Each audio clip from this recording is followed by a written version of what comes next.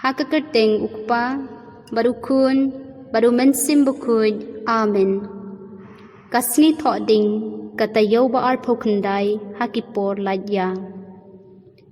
Kajing pule nakashiti Paulus siya ki Roman. Nabangatip bahanga kata kamut hakado janga omdon AA kababha. Kajing kwa abanle bha kadon ken Henry omdon kabor. Namar yakata kababha kabanga mon ngamle. Henry yakabasniw kabangam mon yakata ken ngale. Telada ngale yakata kabangam mon omday syu mga ubale yakata Henry kapop kabasyong hanga. Kumta nga siyem baka julong kumne bakat haba nga mon banle bha kabasniw kalaap merong hajan. Nadu po sa kajinglong briw jonga ngasngaw tenad yaka anyublay. Henry nga siyem hakidkot med jonga kaway pat kaan kabayale thma yaka anjong kajingmod jonga bat kabate maraw nga haka anjong kapom.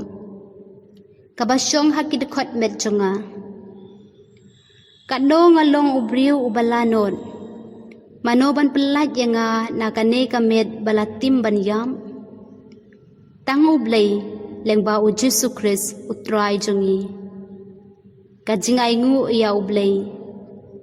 Tekumta nga syakri ka anyu blay da kajingmod jonga.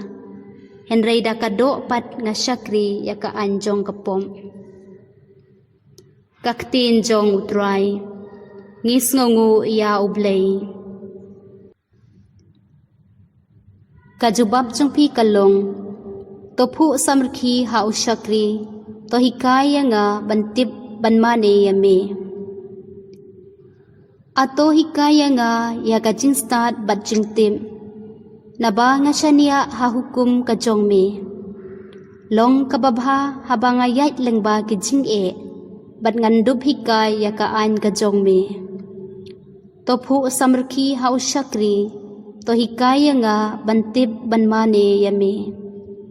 Ngatip ko try kiray jong me kilong kibade. Bat me penjenjar bat tenju hok yanga. Day dakaray jong me baka pertay kane sa. Naba kijintaw kishakri yame try. Topu samrki ha usyakri. To hikaya nga bantip banmane yame. Ngalong syakri jong me. Yanga to ay jing simpang. Bat ngan la bantip yakamon jong me try. Kajing penpaw yakaktin jong me ka ay jing syay. Ka ay jing simpang yakibalong shida. Topu samrki ha usyakri. To hikaya nga bantip banmane yame. Kajing pule naga gospel bakut katkum ulukas. O Jesu ula ongru hakipat ba. Haba pio i bakiwulo o hasep ni piong shisendon kan saslab bat kaslab. Haba pisngaw babe kalaer syati piong kan sashit bat kashit. Ko arsap pinang ban pethu ya kakendaw bat kasun beneng bat banyathu kimud ayu.